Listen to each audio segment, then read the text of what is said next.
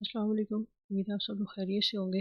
आज हम अपनी ऑस्ट्रेलियन इमिग्रेशन की सीरीज़ प्रॉपर्ली स्टार्ट कर रहे हैं।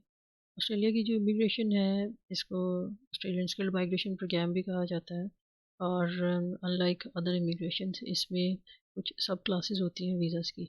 तो जब आप ऑस्ट्रेलिया की स्किल्ड इमिग्रेशन को स्टडी करना शुरू करेंगे या उसके बारे में डीप सर्च करना शुरू करेंगे अपनी इमिग्रेशन के प्लान्स को आगे बढ़ाने के लिए, तो आप इसमें बहुत सारी वीज़ा सब क्लासेस से गुजरेंगे।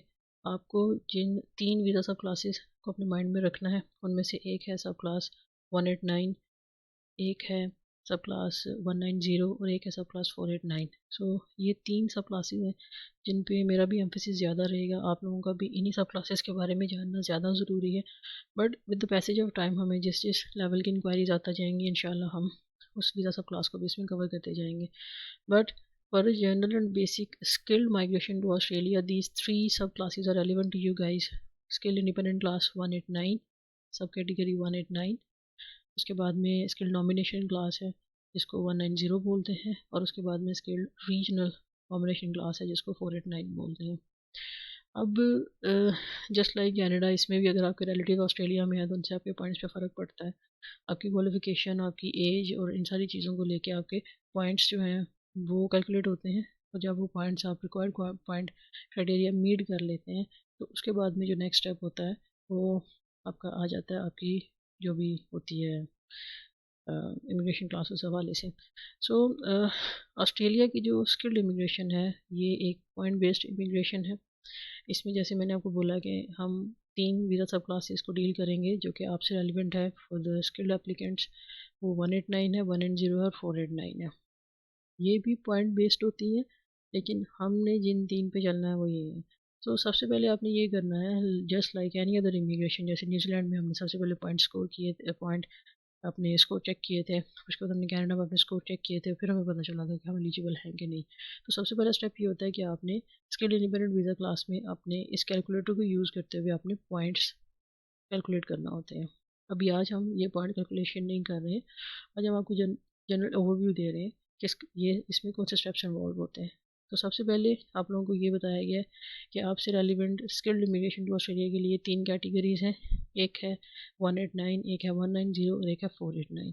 फिर आप लोगों को ये बताया है कि just like other skilled immigration programs of Canada and New Zealand, इस ये भी पॉइंट बेस्ड होता है और इसमें आपको टोटल 65 पॉइंट स्कोर करना होता है जो कि मिनिमम एलिजिबिलिटी के पॉइंट्स हैं। मैक्सिमम कितने भी हो सकते हैं।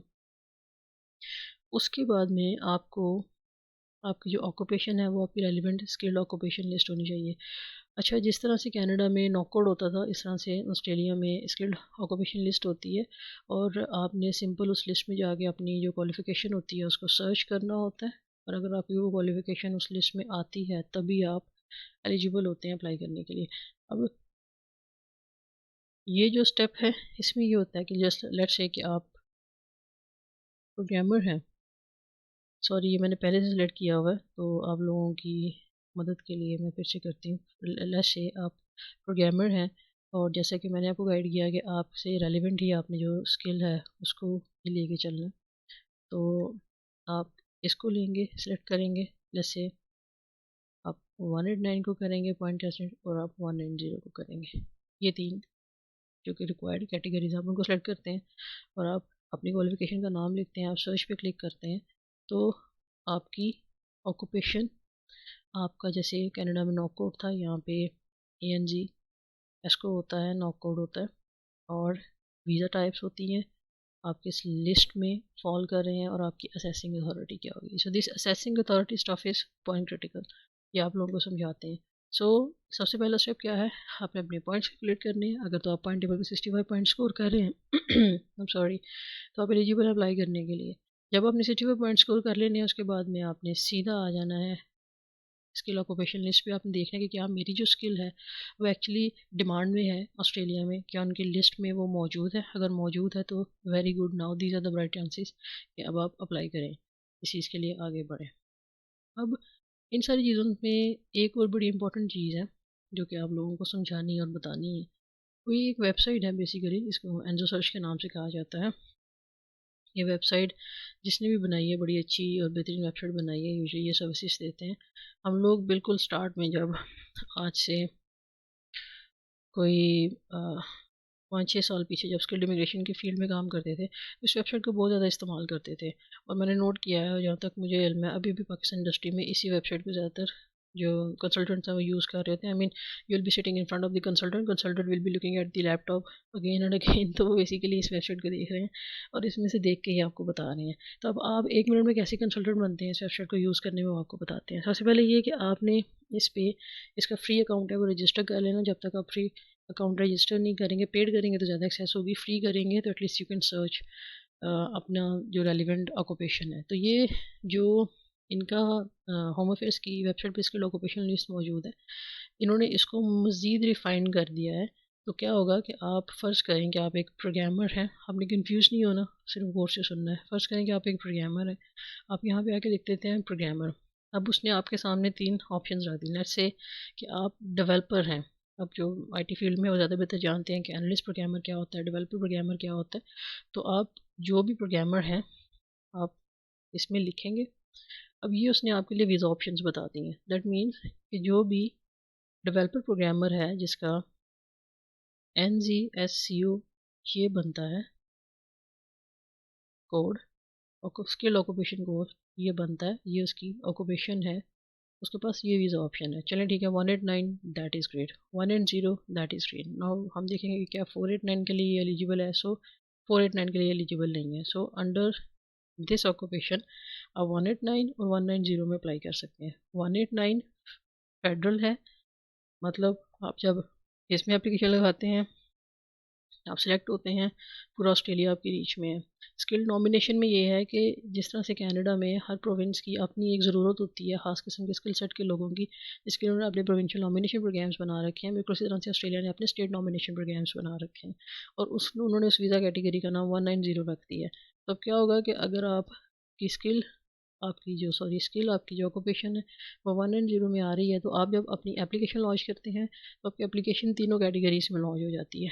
आप उसे 189 में भी करते हैं, 190 में भी करते हैं और 489 में भी करते हैं, जो कि रीजनल एरियाज होते हैं। This is about some of the region where certain skill set is required.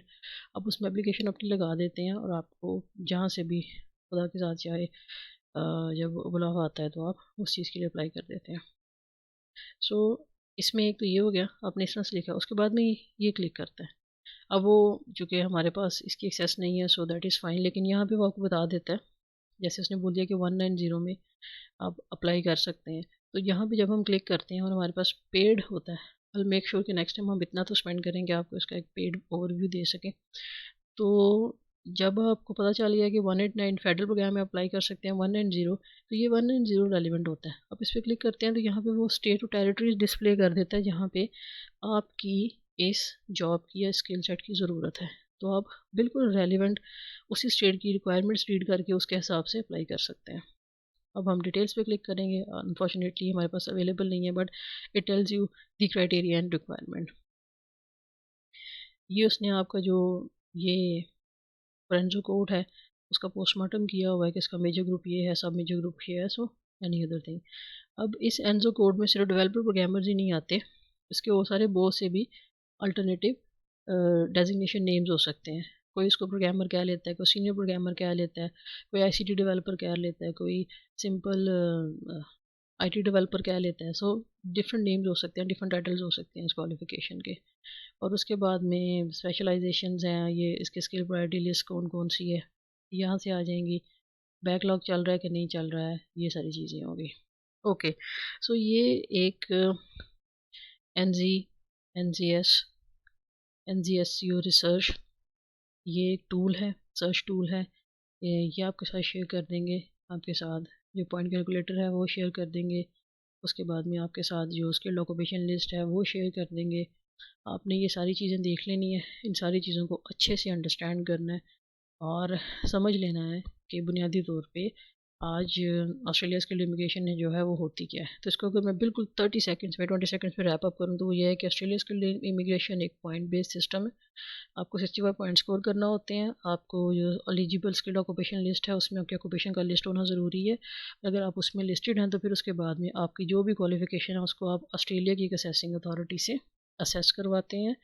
और वो जब आप कहती है कि हाँ वहाँ से आपको था वो असेसमेंट आ जाती है, that means you are skilled person as per Australian authorities. अब जो ऑस्ट्रेलिया की अथॉरिटीज़ हैं उनके हिसाब से स्किल्ड है। ये एक बड़ा इंपॉर्टेंट पॉइंट है जो मुझे आपको समझाना था बेसिकली इस सारे प्रोसेस में।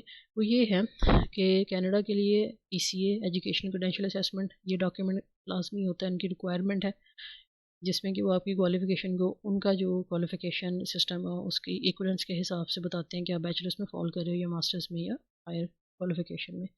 बिल्कुल उसी तरह से न्यूजीलैंड का है, वो अपनी इंटरनेशनल क्वालिफ़िकेशन असेसमेंट टूल के ज़रिए ये असेस करते हैं कि आपकी जो क्वालिफ़िकेशन है क्या वो उनकी क्वालिफ़िकेशन के क्राइटेरिया को मीट कर रही है कि नहीं कर रही है। वेर एज़ जो ऑस्ट्रेलिया है इसका सारे का सारा जो एम्फेसिस होता है वो आपके स्किल्स पे होता है। वो सारी अपना एक्सपीरियंस, अपनी जो स्किल्ड क्वालिफिकेशन है या स्किल्ड एक्सपीरियंस है जिसे आप क्लेम कर रहे हैं जिसके लिए पॉइंट्स, वो उसको असेस करना चाहते हैं। उसके लिए फिर ये होता है कि उन्होंने हर किस्म की क्वालिफिकेशन या हर किस्म के स्किल सेट के लिए डिफरेंट अथॉरिटी बना रखी है, राइट।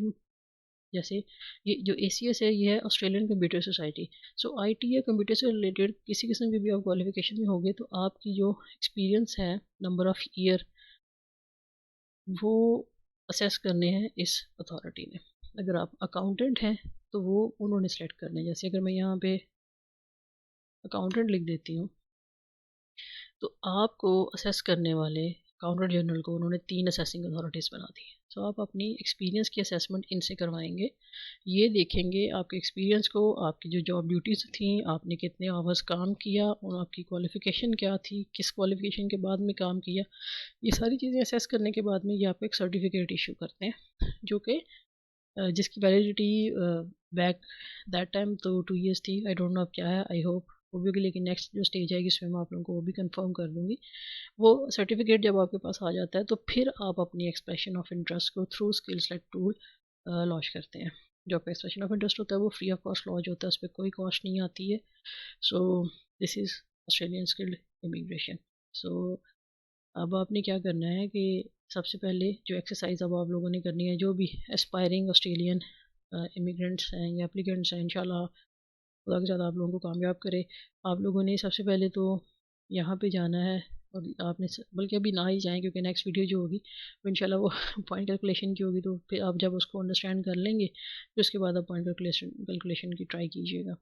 सो लेट्स से कि अभी आपको पता चल गया ओवरव्यू ऑस्ट्रेलियन स्किल्ड इमिग्रेशन होती क्या है, इसमें कौन सी चीज़ें इंपॉर्टेंट होती हैं और उसमें और कौन से स्टेप्स हैं जो कि इन्वॉल्व होते हैं। तो इससे मुतालिक आपका कोई क्वेश्चन हो तो ज़रूर पूछिएगा, इंशाल्लाह आपको उसका जवाब देंगे। टेक केयर, अल्लाह हाफिज़।